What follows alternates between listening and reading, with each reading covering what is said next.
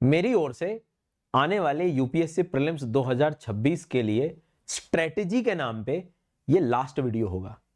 मैं सिर्फ इस चैनल पे आपको पढ़ने वाला कंटेंट ही अब आगे दे पाऊंगा, क्योंकि ये स्ट्रेटेजीज जो हैं कई बार आपको कंफ्यूजन में इतना डाल सकती हैं कि आपकी जो एक्चुअल पढ़ाई है वो छोड़ के बाकी सब चीजें चलेंगी।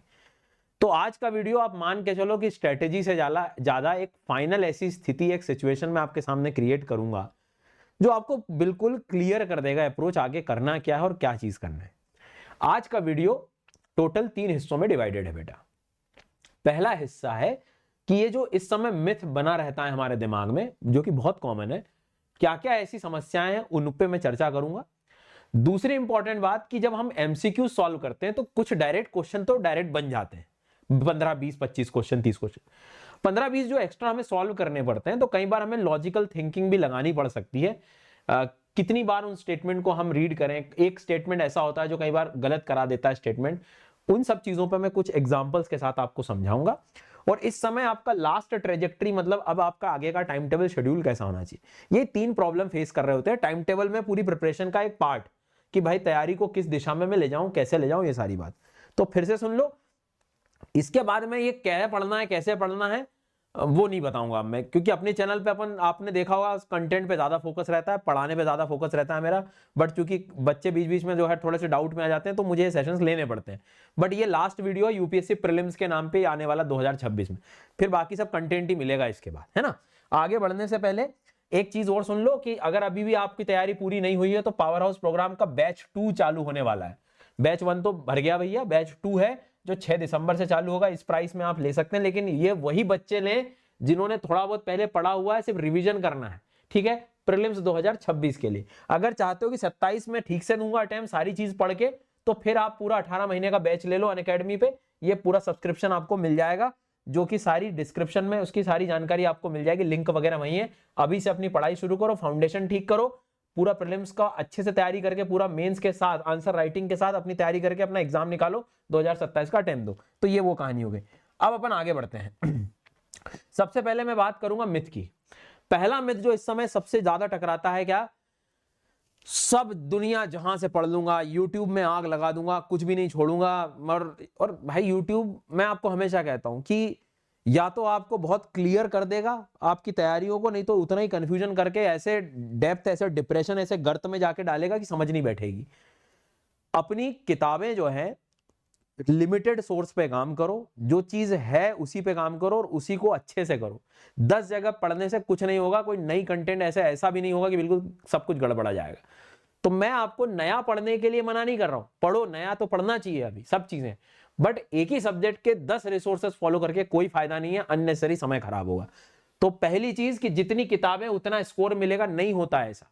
आप अपने रिसोर्सेस को थोड़ा कम करो, लिमिटेड करो और उसी को मल्टीपल टाइम पढ़ना, ये पहली इंपॉर्टेंट बात ध्यान रखो। Mock should only be done when syllabus is complete. सबसे जहर बात, कोर्स कंप्लीट कर लेता हूं, सारे सब्जेक्ट पढ़ लेता हूं, फिर मैं क्वेश्चन लगाना शुरू करूंगा, फिर टेस्ट सीरीज लगाऊंगा। आज के आगे के वीडियो में तो मैं क्वेश्चन सॉल्व करना भी सिखाऊंगा, क्या करना होता है क्वेश्चन सॉल्व करते समय। भाई साहब, जो जो टॉपिक हो गए हैं, कैसे हो गए हैं, पता कैसे लगेगा तुमको, क्वेश्चन सॉल्व करो उसके। और सबसे पहले यहां वहां का जहर कुछ नहीं, प्रीवियस ईयर के क्वेश्चन सबसे पहले सॉल्व करो, वो तुम्हें असली राह दिखाएंगे। और कैसे सॉल्व करना है वो भी आगे बता रहा हूं। लास्ट 100 days और only for the revision, no new value addition. क्या भैया, क्या है भैया, पढ़ूंगा नई चीज। अब जो चीज कवर नहीं, बहुत सारे ऐसे सब्जेक्ट हैं जो शायद मैंने भी हाथ नहीं लगाए, पढ़ो। तो 2 काम करना है हमें, जो ऑलरेडी पढ़ा हुआ है वो संभल जाए, और जो चीज छूटी हुई है एग्जाम पॉइंट ऑफ व्यू से, जो पीवाईक्यूज मुझे बताएंगे, वो मुझे अभी कंटिन्यू करना है। यूपीएससी इज अनप्रिडिक्टेबल, बिल्कुल बेकार बात है। अगर आप पीवाईक्यूज ढंग से कर रहे हो, तरीकों से कर रहे हो, तो एक राह, एक गाइडेंस मिल जाएगा आपको। मैं अभी भी कह रहा हूं, ऐसे अनप्रिडिक्टिव, मैं बता रहा हूं ये वर्ड क्यों आया है। हिस्ट्री, साइंस टेक और इन्वायरमेंट, ये 3 सब्जेक्ट ऐसे हैं जिनमें कुछ अजीबोगरीब फैक्ट और एकदम कुछ ऐसे रैंडम अतरंगी सवाल मिल जाते हैं। तो टोटल 8-10 ऐसे 15 क्वेश्चन के कारण यूपीएससी इज अनप्रिडिक्टेबल। अरे बाकी 60-70 क्वेश्चन का क्या करोगे, उस पर भी तो फोकस करो। उन 3-4 क्वेश्चन को छोड़ो, तुम बाकी जो चीज आ रही उस पर काम कर लो। तो ये 4 मिथ को सबसे पहले तो दूर करें आप, है ना, मतलब विनम्र निवेदन है। कारण अगर जैसे 2024 के आसपास का देखें, करीब 47 एमसीक्यूज ऐसे थे जो बेसिक स्टैंडर्ड बुक रिसोर्सेज से आए, और कुछ जो थे क्वेश्चन जो कि एक तरह से आप कह सकते हो कि थोड़े से टफ भी थे, नेक्स्ट लेवल के थे, पर अगर इन्हीं पे हम कमांड बना ले और इनको थोड़ा बहुत भी हम ठीक कर ले तो हम प्रीलिम्स कट ऑफ के पास निकल सकते हैं, पास में पहुंच सकते हैं। ठीक है, तो 4-5 सवाल के नाम से आप परेशान मत होइए।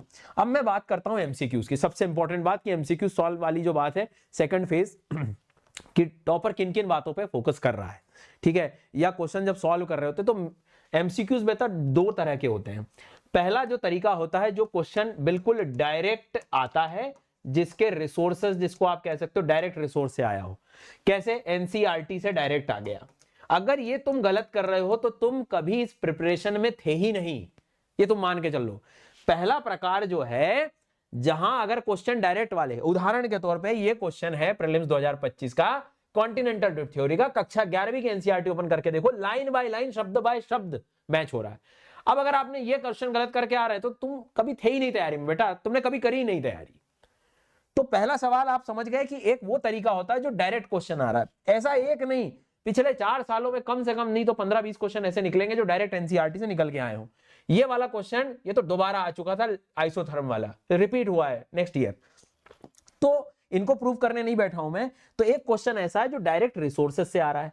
सो प्लीज जो अपने बेसिक स्टैंडर्ड्स, अब मैं वही आपसे कह रहा था कि मल्टीपल बुक में क्या होता है कि ये काम की चीजें छूट जाती है।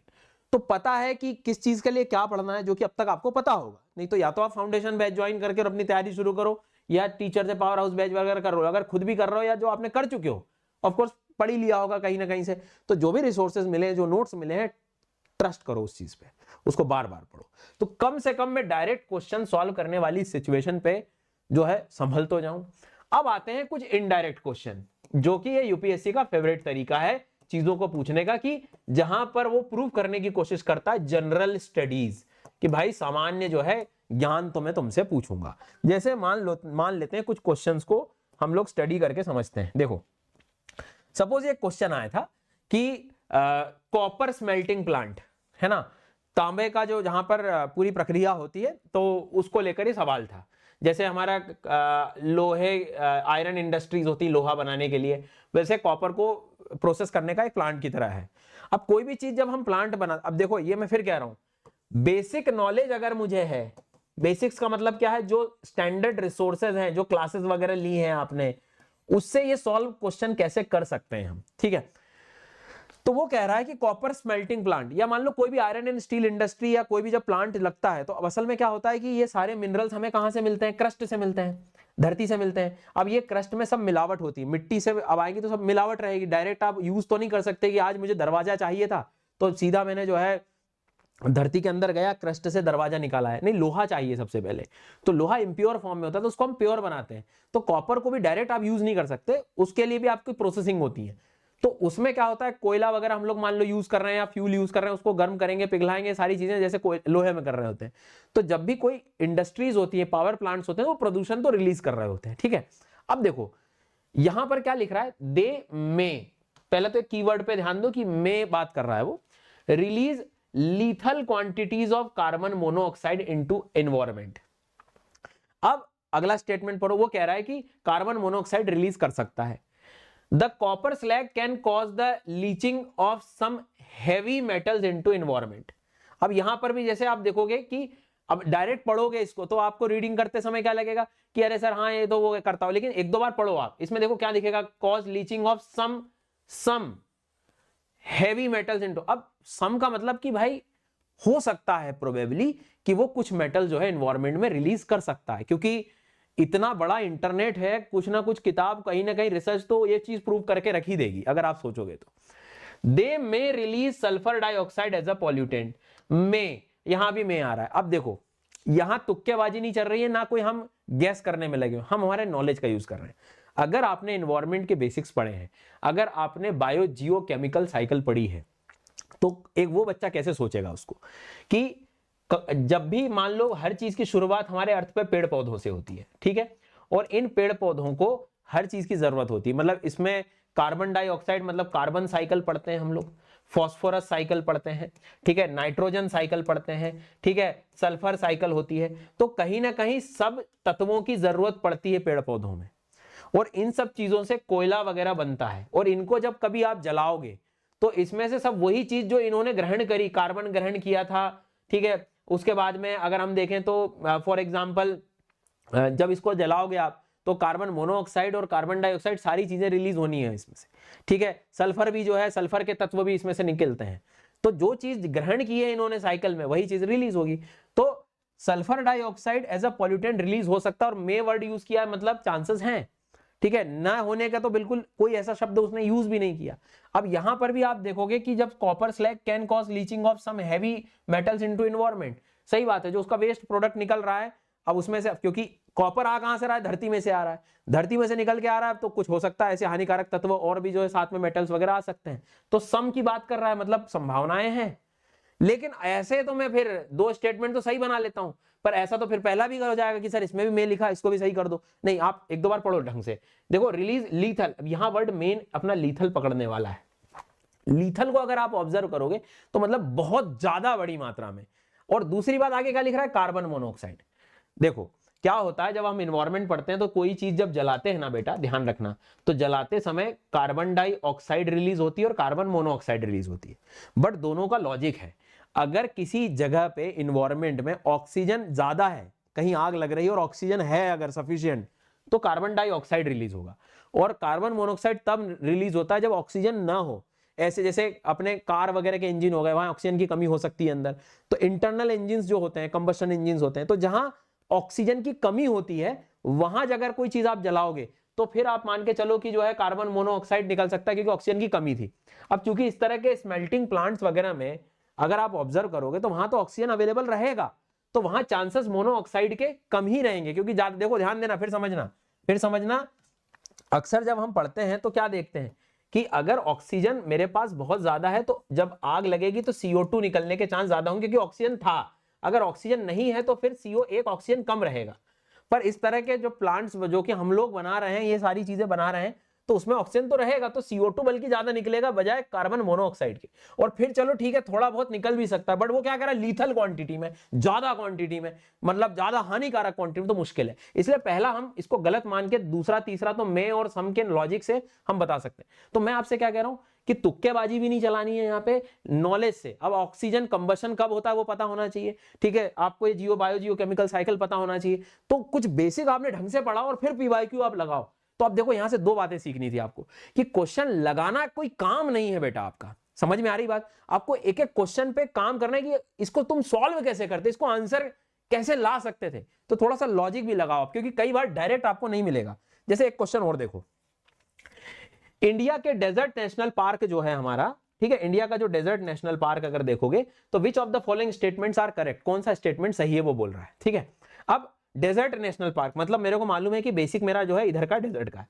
अब आप ध्यान दो, it is spread over 2 district. शायद मतलब नहीं दिमाग में आता, जैसलमेर कुछ याद आएगा, नहीं आता एकदम, मतलब नहीं आएगा समझ में कि यार ये मुझे पता है कि नहीं पता, बिल्कुल नहीं। लेकिन there is no human habitation inside the park. आप समझो कि अगर नो लिखा हुआ है, मतलब समझ रहे हो आप ये कितना एक्सट्रीम स्टेटमेंट है, कि अगर गलती से कोई ट्राइब का एक घर भी हो गया वहां पे तो ये तो स्टेटमेंट गलत हो गया। तो इनडायरेक्टली ये तो बिल्कुल गलत ही होगा। गलत क्यों होगा? क्योंकि ऐसा जरूरी नहीं है ना कि कहीं नेशनल पार्क में एक भी घर ना हो। ट्राइब्स वगैरह का क्या है, हम अक्सर पढ़ते हैं ट्राइब्स के तो राइट मिलते हैं सर। तो दूसरा वाला बिल्कुल गलत जाता हुआ दिखाई दे रहा है। अगर तुम दूसरे को देखो तो तुम्हें परेशान होने की जरूरत ही नहीं है। तो हर बार आप 3-4 क्वेश्चन इस तरह से आप अप्रोच, देखो मैं फिर कह रहा हूं, क्वेश्चन सॉल्व करना पड़ेगा आपको। और आप जब क्वेश्चन इस तरह से सॉल्व करोगे ना, थोड़ी बुद्धि लगा के, उसके साथ समय दे के, ऐसा नहीं कि 1 मिनट में फटाफट सबको सॉल्व कर दो, समय दो, लॉजिक लगाओ, ठीक है, अपने नॉलेज को यूज करो, अपने बेसिक्स को यूज करो, तो मजा तुमको भी आएगा। आप इंजॉय करो इस प्रोसेस को, मेरा मतलब ये। और सिंपल ऐसे लगा रहे हैं, अरे मेरा को तो ये ऑप्शन मेरा तो गलत हो गया, ये हो गया। आप इन शब्दों पे फोकस करो, इन कीवर्ड्स पे फोकस करो, आपको बहुत अच्छी राह देंगे, ठीक है। अब जैसे ये क्वेश्चन है, कितना बढ़िया क्वेश्चन है, कि जब गांव में रोड बनता है, ठीक है, use of which of the following preferred for ensuring environmental sustainability reduce carbon footprint. मतलब सीधी सी बात है, कौन सी चीज कार्बन रिलीज नहीं करेगी, मतलब प्रदूषण नहीं कर रही, बेसिकली कार्बन डाइऑक्साइड कोई चीज रोकेगी। तो जैसे कॉपर का स्लैग, अब ये अगर PYQs आपने लगाए होंगे ना, तो स्लैग वर्ड अलग अलग तरीकों का जो वेस्ट मटेरियल होता है वो जितने भी पावर प्लांट्स होते हैं वहां से रिलीज होता हुआ दिखाई दे रहा होता है, अक्सर आपने देखा होगा, ठीक है। तो कॉपर स्लैग हो गया, cold mix asphalt technology geo textiles, hot mix asphalt technology Portland cement. अगर ध्यान से देखोगे आप तो ये चीज आपको देखो जरा, ये एक दूसरे के अपोजिट दिख रही है, मतलब कुछ तो गड़बड़ है यहाँ पे। अच्छा, दूसरी चीज, जो रोड वगैरह बनता है जिसमें हम वो ब्लैक एसफॉल्ट वगैरह यूज करते हैं, है ना, हमारे यहाँ लोकल भाषा में डामर वगैरह भी कह देते हैं उसको। तो आप देखो कोई चीज जब गर्म हो रही है, पिघल रही है, तो हो सकता है फायर में, या हो सकता है कि जो है गैस वगैरह रिलीज करे वो, तो ये एक चांस है कि चौथा वाला हो सकता है गलत हो। तो अगर मैं चौथे को हटा भी दूं तो मेरे पास प्रोबेबिलिटी अब देखो क्या है। अब 1 और 5 को अगर कंसीडर करूंगा तो हो सकता है, अब देखो जियो टेक्सटाइल हो गया, जियो टेक्सटाइल्स के बाद में कोल्ड मिक्स थोड़ा सा मेरा इसके अपोजिट थॉट पे जा रहा है कि यार चलो हीटिंग नहीं हो रही है तो शायद रिलीज भी नहीं होगा, केमिकल रिएक्शंस भी नहीं हो, क्योंकि हीट इन्वॉल्व रहती है तो केमिकल रिएक्शंस भी इन्वॉल्व हो जाती हैं। तो मुझे ऊपर के 3 बल्कि ज्यादा दिखाई दे रहे हैं कि जियो टेक्सटाइल्स में मान लो कि बहुत सारे फाइबर्स हो गए, बहुत सारे अलग अलग तरीके के जो है ऐसे एलिमेंट्स हो गए जो पर्यावरण को कम हानि पहुंचाएंगे। तो मेरे तरफ चांसेस क्या ज्यादा हो गया आंसर 1 2 3 लगाने का, चौथे को अगर मैं एलिमिनेट भी कर दूं तो। और सीमेंट वगैरह तो हम, अगर आप उसको यूज कर रहे हो तो उसकी बनने की प्रोसेस को इमेजिन करो, वो कहीं ना कहीं उसमें तो एमिशन हुआ ही होगा। तो इस तरह से आप थोड़ा सा, अब यहां जरूरी नहीं कि ये सब चीजें किताब में मिले, नहीं मिलेंगी बुक्स में, आपको क्वेश्चन लगा लगा के चीजें बेटा सीखनी पड़ेंगी। तो क्वेश्चन लगाने के तरीके भी थोड़ा सा आप लोग जो है ध्यान रखना। अब जैसे विद रेफरेंस टू पॉलीथिलीन टेट्राब्लेट करके, इनमें से कौन सा जो है हमारे दैनिक जीवन में यूज होता है, या इस तरह से। तो देखो इट कैन बी, हो सकता है, रिसर्च हो ही गई होगी कि blended with wool and cotton fibres to reinforce their properties, probably can be, ठीक है, ये कुछ कीवर्ड है। Containers made of it can be, अब देखो ये भी लग रहा है कैन बी यूज हो सकता है, लेकिन आगे देखो एनी अल्कोहलिक बेवरेज, मतलब सारे अल्कोहलिक बेवरेज को संभालने के लिए इसको यूज किया जा सकता है। पर ऐसा जरूरी नहीं, मान लो एक आध भी कोई रह गया रिसर्च के नाम पे तो ये स्टेटमेंट एक्सट्रीम बन गया।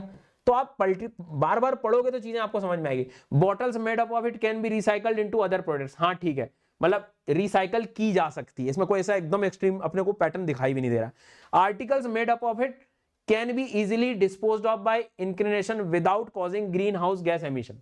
अब देखो फिर से उल्टी बात आ गई, अपोजिट आ गया, नेगेटिव सेंस में आ गया कि ऐसा कभी नहीं हो सकता कि ग्रीन हाउस गैस एमिशन ना हो। तो भाई ऐसा नहीं है, मतलब कुछ भी संभावना है कि कोई रिसर्च पब्लिकेशन कुछ ना कुछ तो निकल ही जाएगा इसमें। तो फिर हमें ऐसा लगता है कि पहला ज्यादा सही जा रहा है और तीसरा ज्यादा सही जा रहा है, तो हम पहले तीसरे की तरफ भी निकल लिए, ठीक है। अब इसमें ये एनी अल्कोहलिक में तो ये गलत हो गया। तो इस तरह से आप इसको परफॉर्म करोगे तो मेरे हिसाब तो क्वेश्चन आप लगाओ ना तो थोड़ा सा लॉजिक लगा के लगाना, मेरा मतलब ये है कहने का, ठीक है। तो क्वेश्चन क्या है, स्टैटिक कंटेंट पे इस समय बहुत अच्छे से फोकस करो आप। आपके ये जो ज्योग्राफी, पॉलिटी, इकोनॉमी, हिस्ट्री और करंट अफेयर्स, ये सब चीजें आपको बहुत आगे ले जाएंगी। हाई क्वालिटी एमसीक्यूज प्रैक्टिस करो, मतलब पीवाईक्यूज पे बहुत फोकस करो, जो मैंने आपको तरीका बताया। रिवीजन के नाम पे प्लीज प्लीज प्लीज रिक्वेस्ट है सबसे, टास्क ओरिएंटेड मत रहो, आप टाइम ओरिएंटेड, मतलब एक तरह से जिसको कहते हैं कि मतलब टास्क ओरिएंटेड रहना है यहाँ पे, सॉरी टाइम ओरिएंटेड। हम क्या कर लेते हैं कि बस 2 घंटे पढ़ना है, 5 घंटे, 6 घंटे पढ़ना, 8 घंटे, नहीं, आपका टास्क पूरा होना चाहिए। तो रिवीजन में टास्क को ओरिएंटेड रखो कि ये करना है मुझे। टाइम ओरिएंटेड की जरूरत नहीं कि 10 घंटे पढ़ा, 6 घंटे पढ़ा, घंटे मत गिनो, 5 घंटे भी काम कर जाएंगे ढंग के, ये समझो, ठीक है। टाइम टेबल भी आपका जनरल कैसे होना चाहिए बेटा, तो मैं आपको बिल्कुल क्लियर बता देता हूं। इस समय आप चाहे जॉब कर रहे हो, कुछ भी कर रहे हो, कुछ भी हो जाए, एक स्लॉट आपका रिवीजन वाला रखो जिसमें एमसीक्यूज ये लगाओ साथ में। रिवीजन भी आप 2-2 सब्जेक्ट उठा सकते हो, 2 जो हो गए हो ज्योग्राफी, पॉलिटी, डेली ये 15-20 दिन, 1-1.5 महीना रिवाइज करके इसको बंद करके फिर आप बचे हुए 2 लगाओ। ये तो आपका एक स्लॉट रिवीजन का रखना ही रखना है, ठीक है। एक सी सेट का रखना ही रखना है, कुछ भी हो जाए। और एक स्लॉट जो अभी तक नहीं पढ़ा है उस पे काम कर लो, और एक स्लॉट करंट अफेयर्स का, बस 4 चीजें चलने दो। सी सेट और ये कम से कम 4 चीजें, मतलब क्या, एक रिवीजन वाला, और दिन का सबसे पहला काम रिवीजन, सबसे कठिन काम एमसीक्यू, जिसको सबसे पहले करो आप। जॉब कर रहे हो तो सुबह उठ के सबसे पहले रिवीजन का, एमसीक्यूज का काम करो, और करंट अफेयर्स रिवाइज करने का काम करो। और उसके बाद फिर आप सेकेंडरी अपने काम करो कि एक सब्जेक्ट जो नहीं हुआ शाम को आके कर लो, और थोड़ा बहुत जो है सी सेट वगैरह सॉल्व करो। और जो फुल टाइम है उनका तो पता ही है। रिवीजन भी मैंने आपको बता दिया, आप 2-2 सब्जेक्ट उठा लो मतलब। और रिवीजन कैसे करना है, पूरा सब्जेक्ट मत इमेजिन करो, टॉपिक को इमेजिन कर लो। आज डिसाइड कर लो कि आज का टास्क मेरे 2 टॉपिक खत्म करना है, उनको पढ़ के और वही पीवाईक्यूज पे काम करो, ठीक है। फिर टॉपिक नंबर 3, 4, 5 पीवाईक्यू सॉल्व करो। सिंपल ऐसा। अभी तुम सोचोगे ज्योग्राफी रिवाइज करना है तो बहुत टेंशन आ जाएगी, इतना बड़ा सब्जेक्ट कैसे करूंगा मैं, बट उसके आज का सोचो, आज क्या करूंगा, बस that is the more important thing. समझ आ गई बात। करंट अफेयर्स में भी क्या करो, अब आप 20-20, 25-25 दिन का टारगेट बना लो और एक एक सब्जेक्ट उठाओ। जो ज्योग्राफी, जैसे मान लो ज्योग्राफी पॉलिटी रिवाइज कर रहा हो ना, तो पॉलिटी का पिछले साल भर के मैगजीन से सिर्फ पॉलिटी पॉलिटी पॉलिटी पॉलिटी, जनवरी फरवरी मार्च अप्रैल मई जून जुलाई अगस्त सितंबर दिसंबर तक सिर्फ पॉलिटी वाला हिस्सा पढ़ो, जनवरी से लगा के दिसंबर तक। अब क्या होगा, जब मैगजीन खोलोगे तो बहुत ज्यादा समस्या आएगी, तो तुम पीवाईक्यू पहले चेक करके आओ, देखो कि क्वेश्चन करंट से आते कैसे हैं, किस टाइप के आते हैं, कितने लेवल के आते हैं, बस वही सिलेक्टिव पढ़ो, क्वेश्चंस पे पहले काम करो। तो जो रिवीजन कर रहे हो उसी का आप current affairs subject wise revise करो। अब ऐसा मत गलती से करना कि जनवरी की मैगजीन उठाई, इसमें सारे सब्जेक्ट रिवाइज कर लिए, नहीं, जनवरी में सिर्फ पॉलिटी, तो 15-20 दिन में पॉलिटी खत्म कर लो, फिर साइंस टेक उठा लेना, फिर अपने हिसाब से इस तरह से टाइम टेबल आप बनाना, ठीक है। सीसेट में भी क्या गलती करते हैं हम, एक टॉपिक उठाया 2-3 दिन पढ़ा, खत्म, मत करो ये काम। एक टॉपिक उठा के आप कम से कम 6-7 दिन उस पर काम करो, सारे क्वेश्चन सॉल्व करो, हर एग्जाम के स्तर के लेवल के क्वेश्चन सॉल्व करो। 5-6 दिन जब एक टॉपिक को दोगे ना, तब मजा आएगा तुमको, तो उसके हिसाब से जो है आपको काम करना है। ऐसे ही आप अगला टॉपिक फिर मान लो प्रॉफिट एंड लॉस ले लिया, तो 6-7 दिन पढ़ो ना, अभी कौन सी जल्दबाजी है आपको, पूरा टॉपिक करो, कम से कम 600-700 क्वेश्चन लगा लो, मैं तो कह रहा हूं, कम से कम नहीं होगा तो एक दिन में 50 क्वेश्चन भी तुमसे सीसेट के प्रैक्टिस होंगे, तो धीरे धीरे धीरे धीरे 4-5 दिन 6 दिन 8 दिन में तो कुछ तो होगा। 700 का टारगेट रखो, 200-300 तरह के तो सवाल सॉल्व होंगे। मेरा मतलब है कि इंटेंट अपना बिल्कुल तेज हाई रखो, मेहनत वाला रखो, ठीक है, टास्क वाला रखो, समय गिनने वाले काम मत करना। और मैं यही कह रहा हूं कि आने वाले जो 4-5 महीने अपने जो बचे हुए हैं, बस अपने इमोशंस पे काम करो, क्योंकि ये जो क्वेश्चंस मैंने बताए थे ना, ये बुद्धि तभी चल पाएगी आपकी, ये ऑब्जर्वेशन, एनी, देखो यहां तक कैन भी लगेगा, लेकिन एनी फिर पकड़ लिया आपने, उधर लीथल का पकड़ लिया। शांति चाहिए एग्जाम में, कामनेस चाहिए, वो ऐसी ही आएगी, ठीक है, कामनेस, शांत रखो मन को, तब हमेशा काम आएगा। एक अपना रिवीजन प्लान बनाओ, स्टिक हो जाओ, चिपक जाओ, 10 प्रकार की स्ट्रेटेजी के पीछे मत भागो। मैंने क्यों कहा ये लास्ट स्ट्रेटेजी है, मैं नहीं करूंगा इसके बाद आपको अब किसी प्रकार से इस तरह, सिर्फ कंटेंट पे काम करेंगे, सिर्फ पढ़ेंगे अब हम लोग, समझ आई बात, ठीक है। एलिमिनेशन वाला जो काम है उस पर आपको बहुत अच्छे से प्रैक्टिस करनी है, दैट डोंट सैक्रिफाइस सीसेट। अब सीसेट का मतलब वही मैंने बताया कि अच्छे से ठीक से काम करो और स्टैटिक कंटेंट पे काम करो। अभी बहुत सारे बच्चे होंगे बोलेंगे अरे अब तो आजकल तो ऐसे ऑप्शन आते हैं वैसे, अरे गिनती के 4-5 क्वेश्चन देख के हम पैटर्न चेंज कर लेते हैं हमारा। आप जो बेसिक है पहले 30-35-40 क्वेश्चन तो सिक्योर करो अपने कम से कम, फिर अगले स्टेप पे उस पे जाइए। मेरी बात समझ गए होंगे आप लोग। प्लीज आप थोड़ा सा भटकना बंद करो और हिम्मत रखो, मैं कह रहा हूं भरोसा रखो, सबसे अच्छा काम होगा। बाकी 6 दिसंबर से नया बैच चालू हो रहा है एकेडमी पे, प्रीलिम्स वालों के लिए स्पेशली, जिन्होंने पढ़ा हुआ है, रिवाइज करना है उन लोगों के लिए। और अगर आप पूरी कॉम्प्रिहेंसिवली तैयारी करना चाहते हो तो यूपीएससी 2027-18 महीने का ये सब्सक्रिप्शन है, अभी से पढ़ना पड़ेगा, ठीक से पढ़ना पड़ेगा, सारा नॉलेज चाहिए तो टाइम चाहिए, आंसर राइटिंग वगैरह सब कुछ मिलेगी इसमें, ठीक है। 18 महीने का सब्सक्रिप्शन लेकर सारी चीजें नीचे डिस्क्रिप्शन में मिल जाएगी। डिस्काउंट कोड मेरा SGYT10 है, और कमेंट करके जाओ सर प्रॉमिस आज के बाद भटकना बंद, मेहनत चालू।